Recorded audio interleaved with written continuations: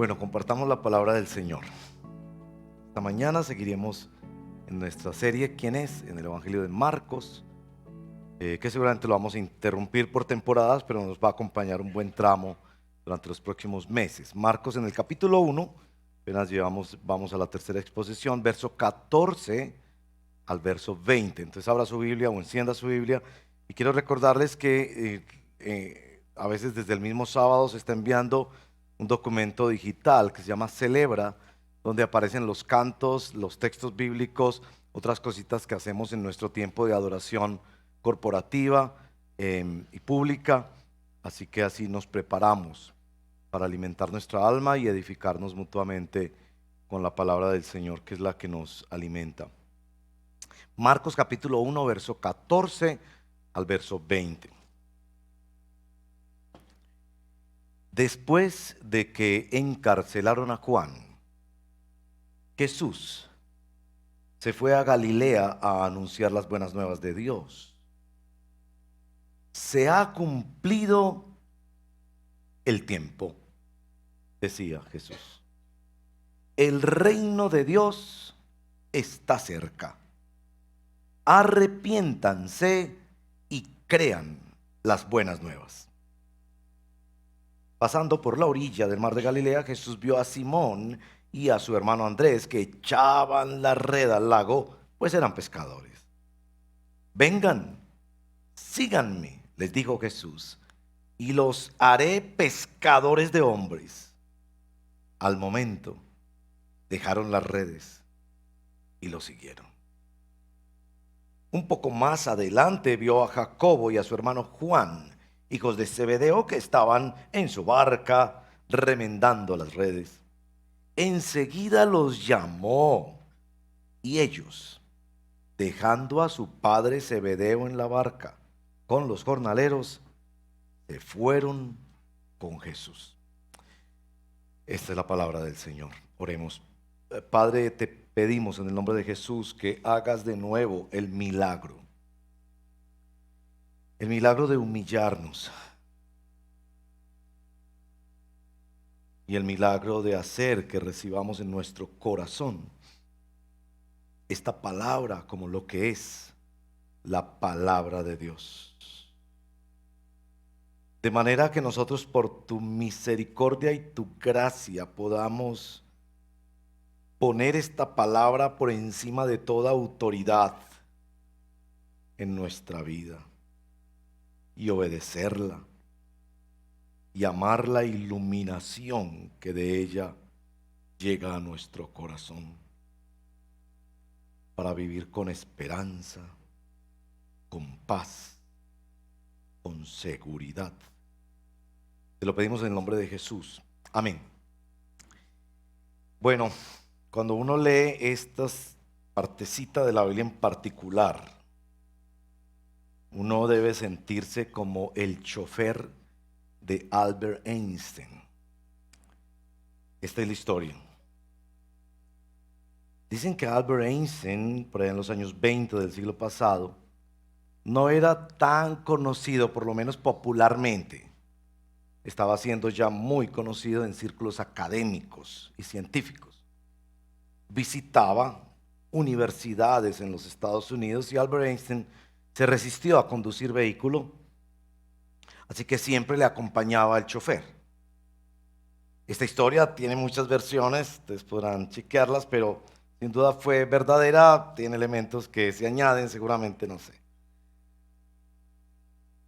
El chofer acostumbraba a llevarlo y quedarse en la parte de atrás a escuchar sus conferencias. Es decir, había escuchado mucho sobre la teoría de la relatividad, cosmología y otros elementos de aplicación de las teorías que ya este joven brillante estaba compartiendo en diferentes círculos científicos y que ya estaban mostrando que sin duda traían unos elementos de conocimiento valiosísimos para todo lo que vendría más adelante en la historia mundial.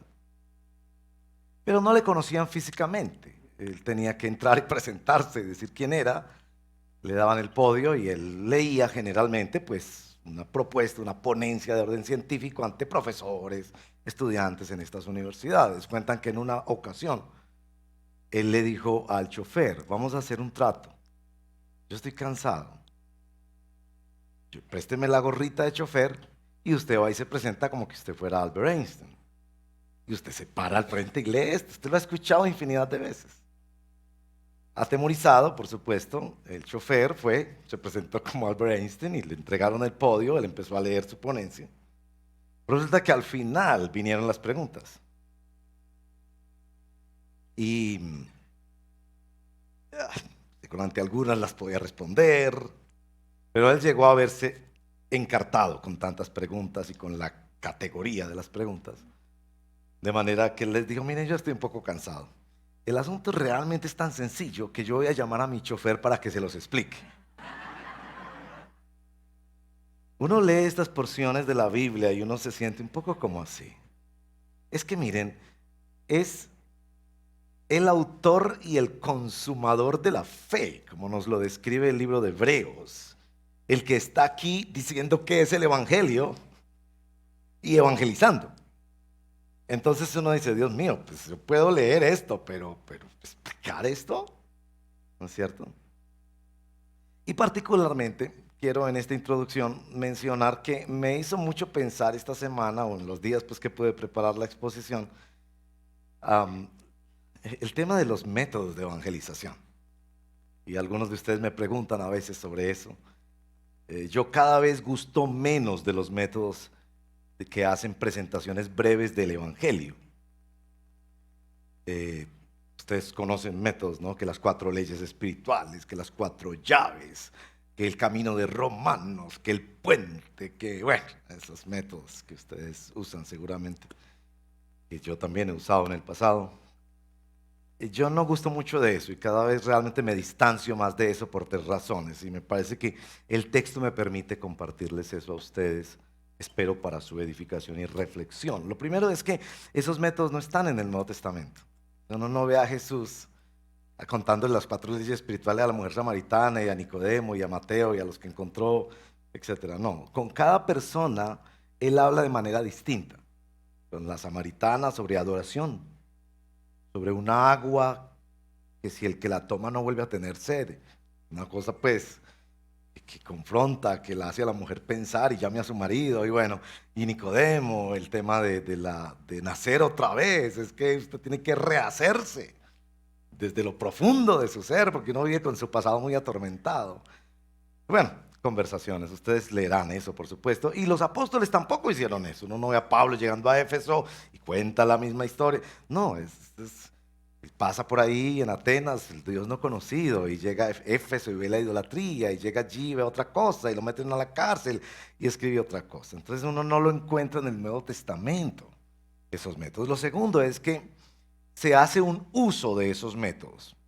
Y ese uso tiene 2 complicaciones mayores, una para el evangelizador y otra para el evangelizado. Para el evangelizado, el problema de esos métodos es que ponen al evangelizado en el centro, como que uno está tratando de convencerlo, ¿no? Que Dios tiene un plan maravilloso para ti. Entonces, claro, yo estoy tratando como de venderle un producto, ¿no? Y esto es mucho a causa de la mercadotecnia que ha impulsado la industria norteamericana en todo el mundo. Y el problema para el evangelizador es esa sensación que tiene el evangelizador de que ya terminó la tarea. Sea que la persona hizo la oración de fe, otro tema sobre el cual pues vendremos a menoscabar en otra ocasión, pero ese asunto de que si la persona hizo o no hizo la oración, yo ya terminé mi tarea. Cuando eso tampoco ve uno en el Nuevo Testamento, sino es un rogar y una conversación permanente con familiares y amigos. Y aún aquellos métodos como evangelismo explosivo, que es un método que yo usé también por mucho tiempo, aunque tienen una variedad de versos preciosos de la Biblia, desconocen por completo la historia de la redención como se presenta de Génesis a Apocalipsis. Por eso lo más aconsejable es decirle al buscador desesperado que quiere encontrarse con el Evangelio, lea la Biblia. Y yo puedo ayudarle un poquito a leerla, leámosla juntos. Y empieza en Génesis, que explica por qué el ser humano cayó y fue destituido de la gloria de Dios. Y por qué Dios tuvo que usar una nación para revelarse a la humanidad, la nación de Israel, etcétera, etcétera. Lo que pasa es que aquí sí encontramos un resumen. Y entonces nos preguntamos, ¿cómo leemos este resumen? En el verso 14 son 4 frases que evidentemente son como 4 volúmenes de información titulados con estas 4 palabras, 4 frases. Se ha cumplido el tiempo. El reino de Dios está cerca. Arrepiéntanse y crean las buenas nuevas. Es decir, estos versos representan lo que es el evangelio y lo que es la evangelización en la persona, en la voz de nuestro Señor Jesucristo. Por eso hemos titulado nuestra reflexión de esta mañana, El Evangelio en breve, por el mejor evangelizador. Si usted es cristiano, es de suma importancia para usted, porque no solo describe su misión en este mundo, que Dios le tiene allí, en ese trabajo, le monta en ese vagón del metro, le lleva a ese vecindario, le mete en esa conversación con sus amigos para que usted dé cuenta de estas 4 frases, sino que también le describen a usted su futuro. Pero si usted no es cristiano, yo sí le ruego que escuche atentamente, porque se le está entregando como en bandeja de plata lo más esencial que usted debería considerar. Es decir, como cuando usted dice, no, que la Biblia es muy grande, que es que esto hay que saber mucho. No se preocupe, mire que aquí 4 frasecitas. Y le están diciendo inclusive cómo esas 4 frasecitas impactaron la vida de 4 personas. El texto describe el proceso de evangelización de 4 discípulos de Jesús, y debería considerar eso, porque no solo de esto depende su seguridad eterna, sino también su inseguridad eterna. Lo que vamos a hacer es 3 cosas al exponer este texto. La primera es revisar esa presentación del Evangelio. Lo segundo es mirar esos 4 discípulos.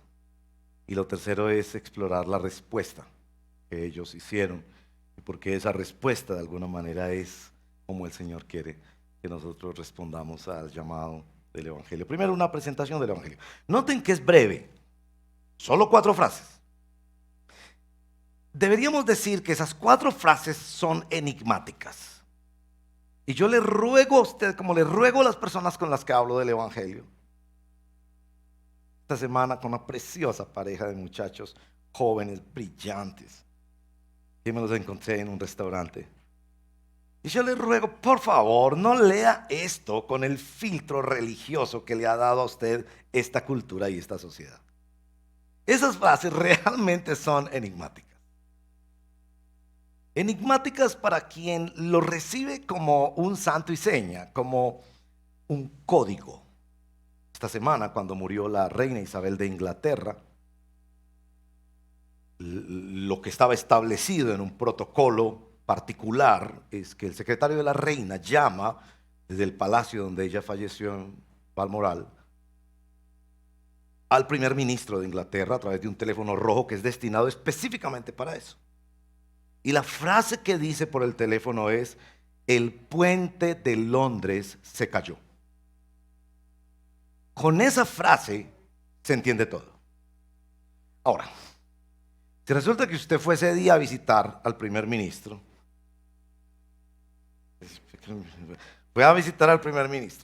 y el primer ministro se fue por ahí y se descuida, y usted vio ese teléfono rojo sonando y usted lo levantó y le dijeron de otro lado: el puente de Londres se cayó. Seguramente usted dice: señor, yo creo que usted está equivocado, usted debería llamar a los bomberos, porque usted no entiende qué quiere decir ese código. Pero el primer ministro va a entender muy bien qué es ese código, y que después de ese código se liberan semanas de protocolos, de eventos, de trámites, de documentos, de comunicaciones con 36 naciones del mundo que tienen una asociación o tuvieron una asociación con el Imperio Británico. Una cosa complejísima, que son documento tras documento tras documento, de lo que veremos, si ustedes tienen interés en eso, en las próximas semanas, de lo que significa el impacto de la transición de la monarquía allá en esa nación. Algo así ocurre aquí con esas 4 palabras.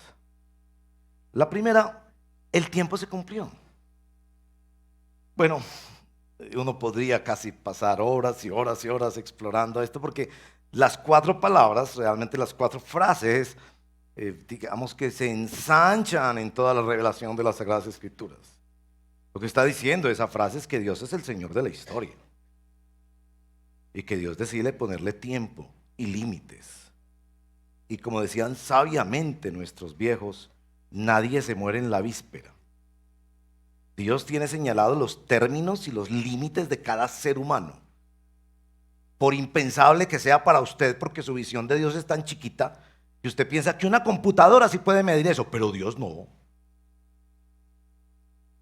Independiente de lo que usted piense, lo que está diciendo aquí esta primera frase es: Dios es el Señor de la historia. Él le ha puesto límites no solo a la historia individual de personas, sino de la historia. Y está directamente citado en Gálatas 4:4 cuando dice: y viniendo el cumplimiento del tiempo, Dios envió a su Hijo, nacido de mujer, nacido bajo la ley, para efectuar nuestra redención. Y asimismo está establecido que los hombres mueran después del juicio, que Jesús venga por segunda vez, independiente si nosotros lo creemos, lo aceptamos, lo sabemos o no. Efesios 1:9 y 10, el buen propósito de Dios, que de antemano estableció en Cristo para llevarlo a cabo cuando se cumpliera el tiempo, como cuando vino el juicio sobre las naciones de Canaán. Había un momento determinado por parte de Dios. Dios tiene un control de la historia y Dios sabe cuándo hacer sus acontecimientos soberanos en la historia. Por eso la segunda frase debería llenarnos de estupor. El reino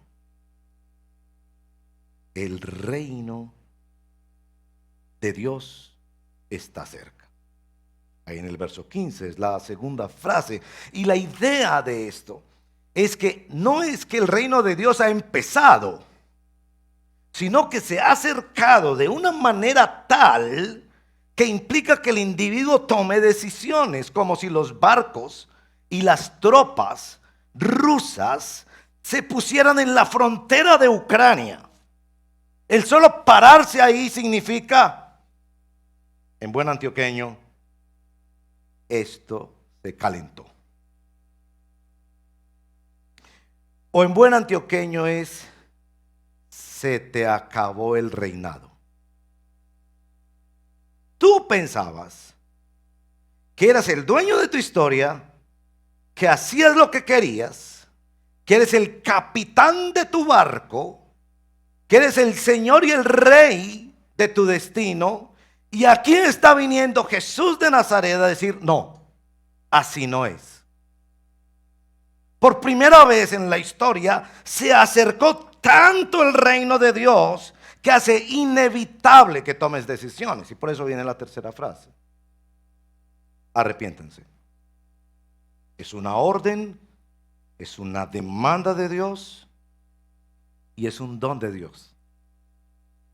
Es un enorme tema en todas las escrituras, la metanoia, el cambio.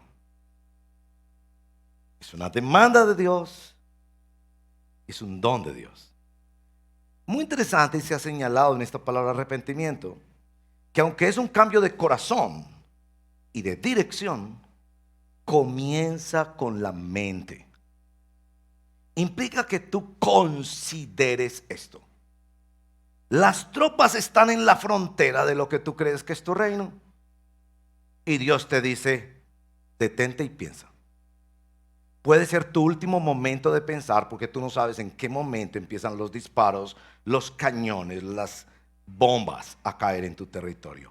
Piénsalo muy bien y cambia. Ahora, el cambio viene en esa cuarta frase: crean este evangelio, estas buenas nuevas. Ahora ustedes notarán, y espero que quienes han vivido un poco más, porque los jóvenes no han vivido suficiente, por eso es muy importante que escuchen el consejo de los mayores, porque la mayoría de los jóvenes toman decisiones con muy pobre información. Pero los que hemos vivido sabemos que en la vida natural se hace muy fácil creer. De hecho, es inevitable creer. Usted se monta en un avión, en el metro, pone su plata en un banco. Usted entrega a sus hijos 7 horas al día a una institución y a unas personas que usted ni conoce. Y usted cree que lo que van a hacer allá, que usted ni sabe qué es lo que están haciendo allá, a usted le está ayudando. Es más, usted paga por eso. Se nos hace tan fácil creer, ¿no?, que esa silla te va a soportar, que este edificio no se va a caer, etcétera, etcétera. Pero tenemos una tendencia tan marcada a descreer, es decir, a no creer en los actos sobrenaturales y soberanos de Dios en la historia. Si leemos la Biblia, no. Los seres humanos nos movemos entre la credulidad y la incredulidad. La razón de eso es porque tanto en la credulidad como en la incredulidad pensamos que nosotros tenemos el control, que nosotros somos el centro, que nosotros somos los que decidimos creer, pues en ese avión o en lo que fuera. Y en la incredulidad pensamos que nosotros tenemos el derecho, pues a decir, no voy a creer en eso. Por eso lo que se nos demanda aquí, crean en el Evangelio, es igualmente una demanda de Dios y un don de Dios. Pero ahí está, de alguna manera, los títulos de los capítulos de lo que Jesús enseñaba como el Evangelio, en una forma condensada como no lo está en ningún otro lugar de la Escritura. Eso hace, por supuesto, de este verso 15 en particular, una joya dentro del mismo tesoro de la palabra de Dios. Lo segundo que quiero que observemos es lo que viene después, que es como la evangelización. Aquí está la presentación de 4 discípulos. No se nos dice que a ellos se les haya hecho una exposición privada del evangelio. Solo hubo un llamado. Posiblemente Pedro, Andrés, Jacobo y Juan habían escuchado en el público, así como ustedes ahí sentados pensando en el almuerzo y en otras cosas, habían escuchado por ahí, sí, estas 4 frases o estos temas que Jesús presenta y eso, pero llega un momento en que lo que aparece es un llamado. Verso 16, pasando por la orilla del mar de Galilea, Jesús vio a Simón y a su hermano Andrés. Ellos no estaban sentados en una banca diciendo, ay, enséñeme la Biblia. No, estaban trabajando, estaban echando la red en el lago, pues eran pescadores. Y Jesús, no media palabra, no les dice, muchachos, tengo una propuesta, tendrían un minutito, no, directo y claro, vengan, síganme, les dijo Jesús, y los haré pescadores de hombres. Y al momento, dice el texto, al momento, dejaron las redes y lo siguieron. Más adelante, un poco más adelante, vio a Jacobo, a su hermano Juan, hijos de Zebedeo, que estaban en su barca remendando las redes. Enseguida los llamó. No les dijo, muchachos, por favor, hay que respetar mucho a la humanidad. Yo no quiero invadirles su espacio privado y personal. Tendrían un momentico para darme. A ver, yo los invito a un cafecito. No, enseguida los llamó. Y ellos, dejando a su padre en la barca con los jornaleros, se fueron con Jesús. ¿Qué podemos ver ahí? Bueno, en primer lugar, este texto es un reflejo precioso de lo que se ve en esa frase poderosa de Jonás: la salvación es del Señor. Estos asuntos del evangelio no requieren de la aprobación de las personas.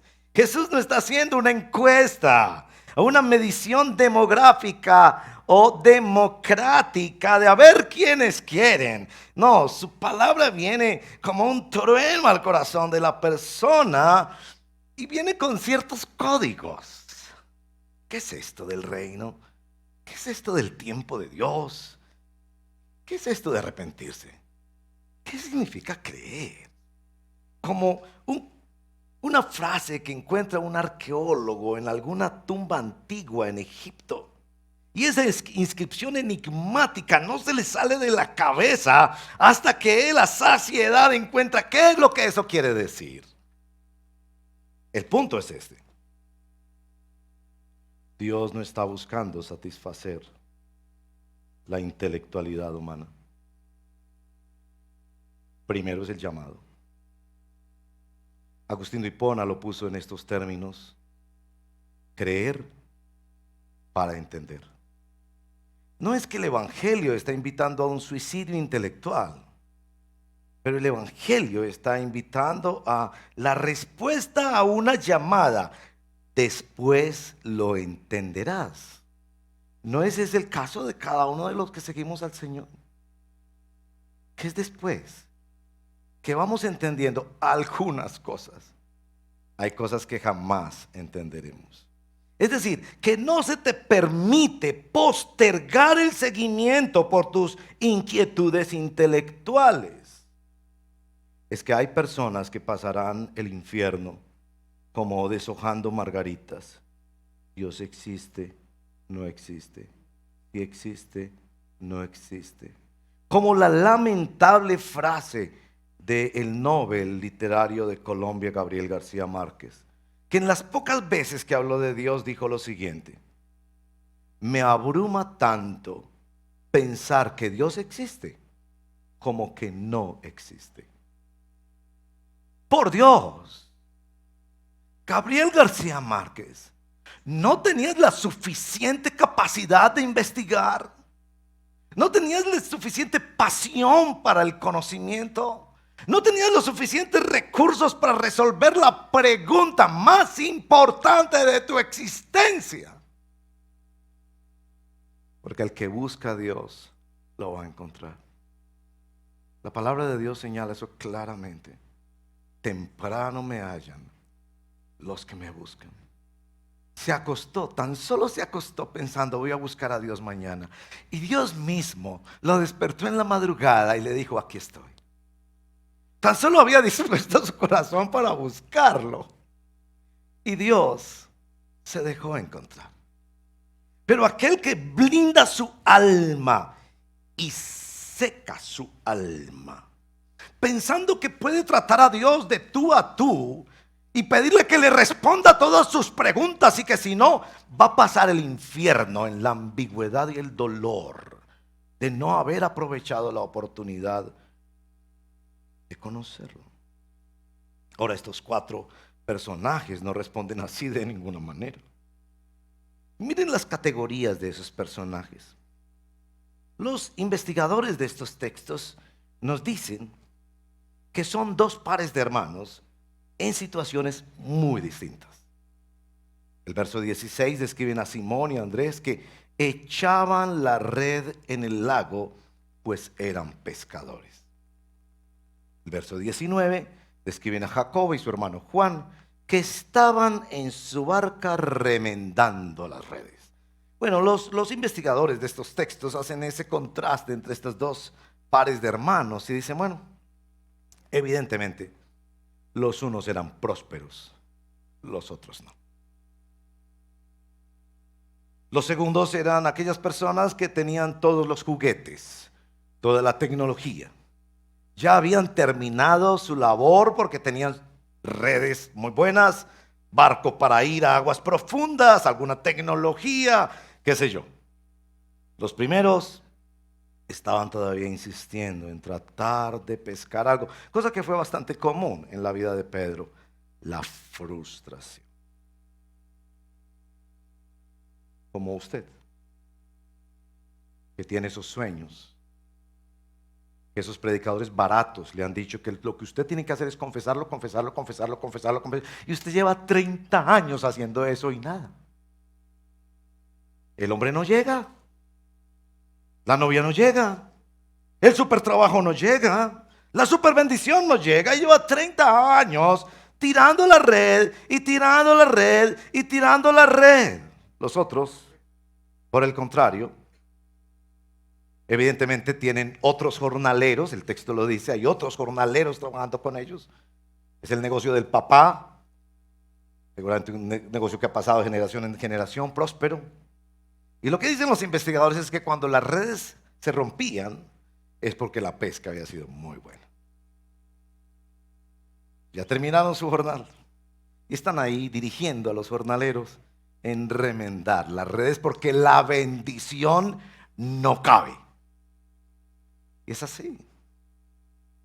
Algunas veces andamos en la frustración, otras veces en el éxito. Lo interesante es que cualquiera que sea la circunstancia, frustración o prosperidad, el evangelio es el mismo y el llamado es el mismo. Por eso hemos de examinar la respuesta. ¿Cuál es la respuesta? Este mensaje podría ser intimidante y trágico. El texto nos ha informado en el verso 14 que Jesús vino a Galilea después de que encarcelaron a Juan. Las Sagradas Escrituras nos informan que Jesús consideraba que Juan Bautista era el ser humano más virtuoso que ha conocido la humanidad. Nosotros diríamos aparte del Señor Jesucristo, pero Jesús dijo eso. Entre los nacidos de mujer no hay otro como Juan. Y creo que la opinión de Jesús es una opinión autorizada. Lo han encarcelado, lo han maltratado, lo han matado brutalmente. Eso reflejaba el rechazo de su predicación hacia los poderosos, que fueron quienes lo asesinaron, pero también hacia las multitudes que no lo defendieron y no lo siguieron, porque muchas de las multitudes que siguieron a Juan solo querían la experiencia religiosa, el calmante para la conciencia temporal, allí en el río Jordán donde los bautizaba. Pero no estaban siguiendo a Jesús. Jesús, podríamos pensar que comienza estos discursos del reino de Dios con ira. Y esa frase: se les acabó el tiempo. Hay otro reino. Tienes que claudicar a tu reino, tienes que rendirte. Y tienes que creer en esto, por extraño y loco que te parezca. Tienes que arriesgar tu vida por esto. En primer lugar, uno podría pensar que es un mensaje intimidante.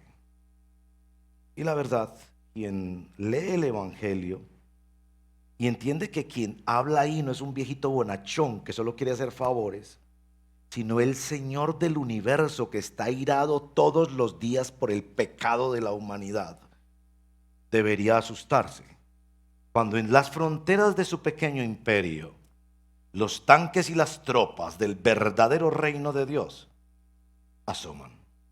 Cuando, como en las parábolas de Jesús, el dueño de la finca llegó y tú sabes muy bien que has considerado tuyo todo esto, que no has hecho la voluntad del dueño de la finca, que más bien te has adueñado de lo que no es tuyo. Pero por otro lado, esta es la mejor noticia. Lo que al principio parece intimidante se vuelve glorioso. Es que es el mismo rey el que se acerca con un acuerdo de paz, con otro pacto. Lo extraño de este pacto es que es un testamento que promete unilateralmente lo impensable con base en la muerte del testador, de quien ofrece este pacto. Por eso lo llama buenas noticias, evangelio, buenas nuevas. El mensaje es el mismo. Las circunstancias de las personas son diferentes, pero la respuesta es la misma. Ahora, mire por favor este llamado. La palabra llamado en la Biblia se usa con dos acepciones mayores. Llamado en términos de vocación humana y llamado en términos de fe. El llamado eficaz a la fe en Cristo, al Evangelio. El primer llamado, cada ser humano tiene un llamado. Aún aquellos que han nacido en condiciones de discapacidad y de gran dificultad. Cada ser humano tiene un llamado de Dios y debe vivirlo con una enorme dignidad, porque es para Dios. Yo tengo una amiga que su tatarabuela, a propósito pues de las noticias de esta semana de la corte británica, su tatarabuela fue sirvienta, así lo decía ella, en el palacio de Buckingham. El trabajo de esta tatarabuela era lavar los platos donde comía la reina. Y esta muchacha hablaba con tanto orgullo de eso.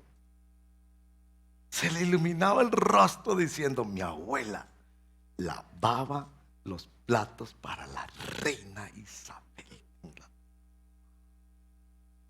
La dignidad de una vocación humana no se mide por cuánto le pagan o por cuánto aplauso tiene del mundo, sino para quién se hace.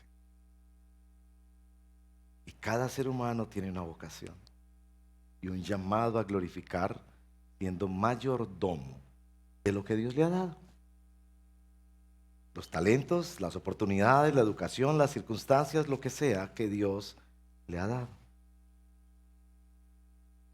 Ahora este es el punto. Jesús les ayuda a entender su llamado a través de su llamado. Ellos eran pescadores, de vocación, pescadores. Y Él los llamó a ser pescadores, pero pescadores de hombres. Si fuera panadero, ¿cómo lo llamaría Jesús? Si fuera cocinero, ¿cómo lo llamaría Jesús? Si fuera profesor, ¿cómo lo llamaría Jesús? Si fuera chofer, ¿cómo lo llamaría Jesús? Si fuera abogado, ¿cómo lo llamaría Jesús? Si fuera médico, constructor, albañil, ¿cómo lo llamaría Jesús? Sígueme y haré que hagas un pan que le dé hambre a la gente de Dios. Sígueme y haré que sanes no solo el cuerpo, el alma de la gente. Sígueme y haré que lleves personas no solo a su destino señalado en una ciudad, sino que encuentren a Jesús, la verdadera dirección. Da la impresión de que el Señor respeta profundamente la vocación que le ha dado a cada persona. Ellos no dejaron de ser pescadores por eso. Más adelante vemos en el Evangelio que ellos seguían sustentando sus familias a través de lo que era su negocio familiar o personal. Es decir, que Jesús te hace pensar en las frustraciones y los éxitos de tu vocación para que entiendas su llamado. Pero de una manera tal que su llamado gobierna tu llamado. Y noten cómo el texto lo expresa claramente. Dejaron y siguieron. Verso 18. Dejaron y se fueron con Jesús. Verso 20.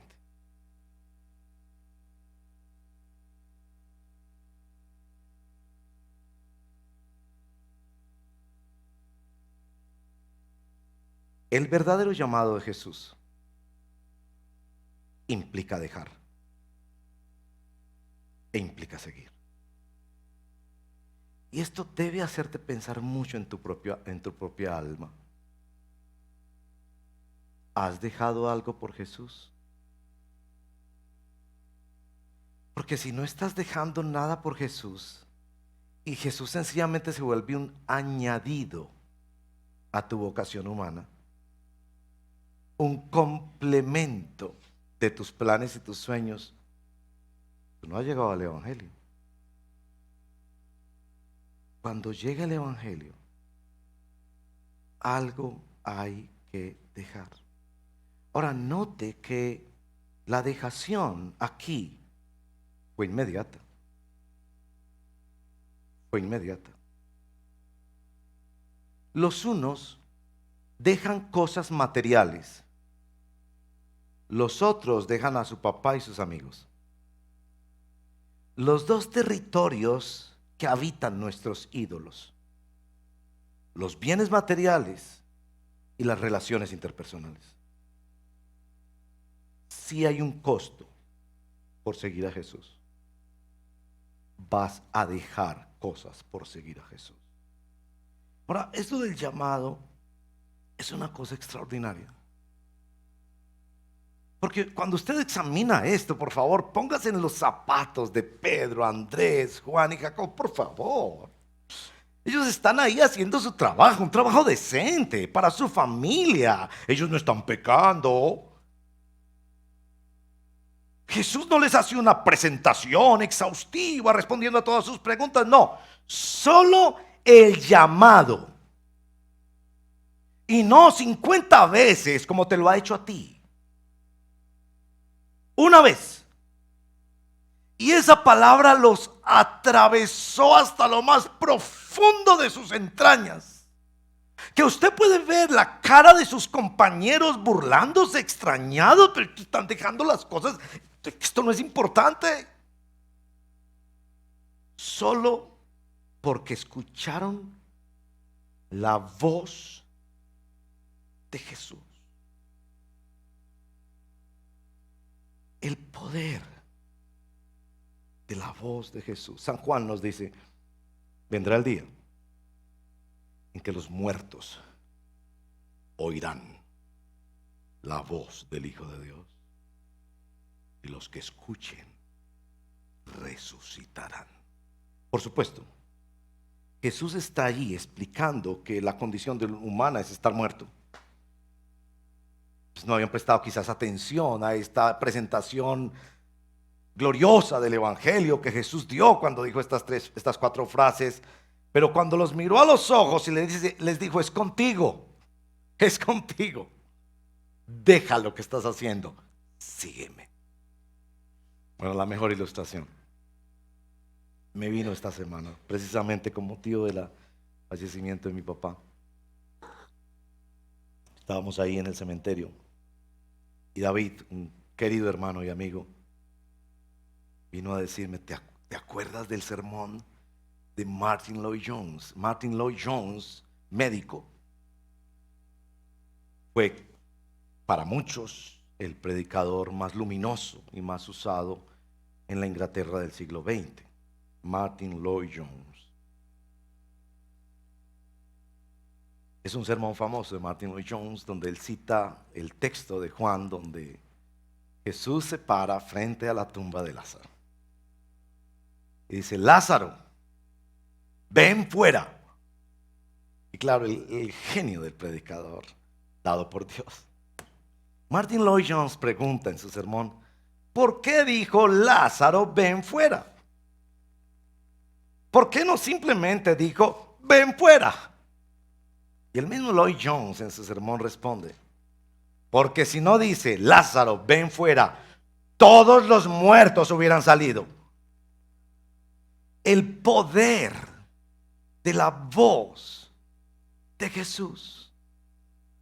Hermanos, esto ha habitado mi mente en las últimas semanas. Nosotros no podemos más que explicar esto. Esto solo lo revela Dios. Sí, nosotros podemos tratar de ahondar con nuestra mente, entender y conectar las escrituras y tratar de ver que nuestra mente se amplíe en la comprensión de esto. Pero que estas palabras crucen a lo más profundo de nuestro corazón y que sea la mismísima voz de Jesús y no de teorías religiosas, no de conjeturas, no de razonamientos, no de demostraciones de un predicador barato. Que sea la voz de Jesús nítida y clara, que me haga dejar lo que haya que dejar para seguir a Jesús. Esa es la llamada eficaz del Evangelio.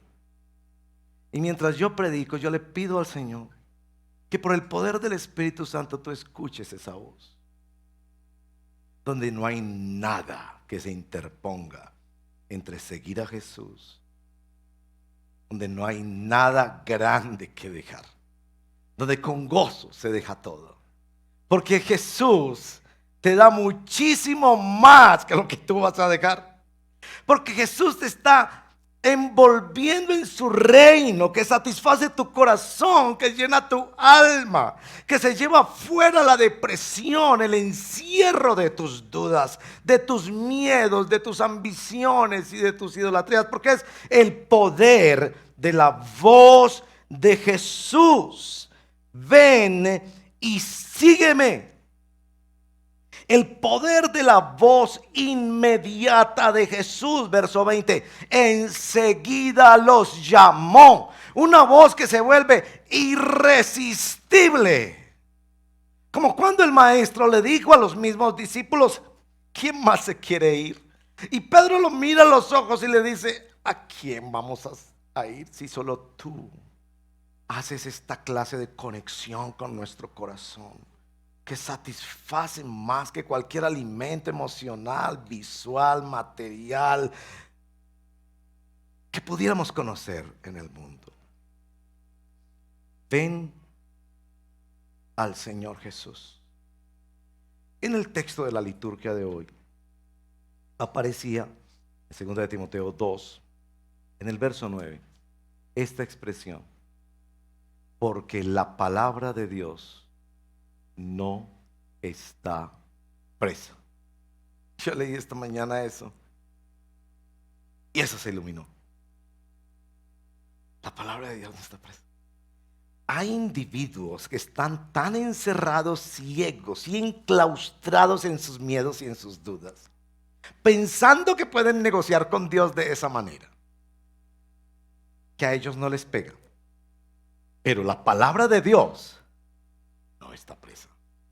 No hay límite para el peor de los pecadores, para el más cansado de los seres humanos, para el último segundo de la existencia, para el más encumbrado académico o la más ignorante ancianita. La palabra de Dios no está presa. Y Jesús hoy te llama a que lo sigas. Y tú sabes que lo sigues cuando dejas algo por Él. Ven al Señor, porque el tiempo se ha cumplido, porque el reino se ha acercado, porque Él te ordena: arrepiéntete, porque Él te ordena: cree a esta verdad revelada del Evangelio, apuéstaselo todo a Jesús, que jamás te avergonzarás de eso. Oremos. Señor, nosotros estamos agradecidos por tu palabra. Como decimos, siempre tocamos nuestra impotencia de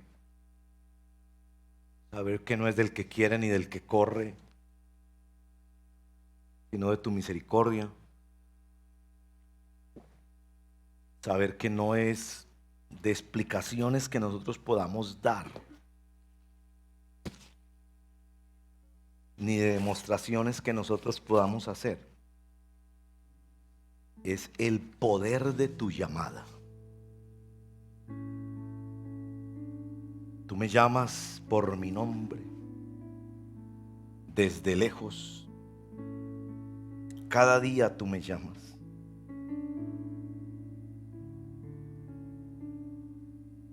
Enséñanos como discípulos en una comunidad de fe que confiesa y cree tu palabra,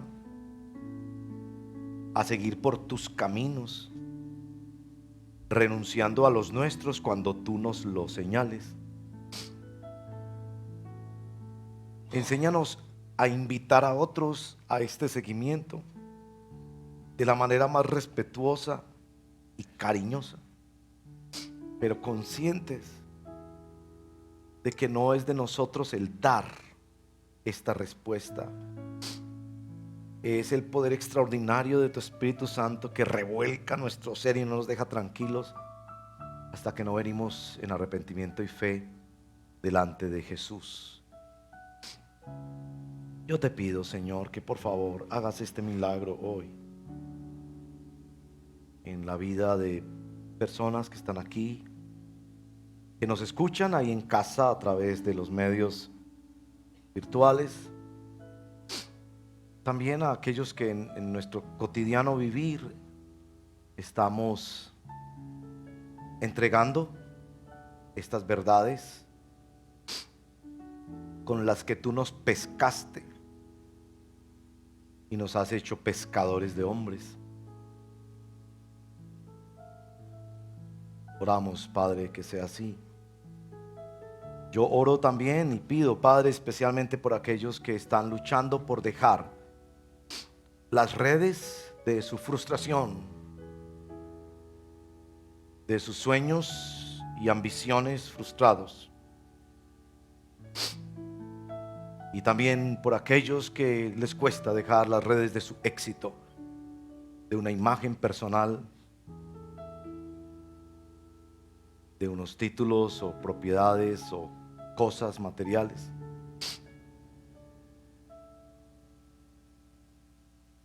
Haz esto, Señor, hazlo ahora. Hazlo ahora por el poder del Espíritu. Y yo te pido que quienes tú vas tratando de esta manera, les des una hambre tremenda, insaciable, por conocerte más en la revelación de la palabra de Dios, en el diálogo y en la oración, en la comunidad, en el servicio amoroso y sacrificial que tú nos llamas a hacer.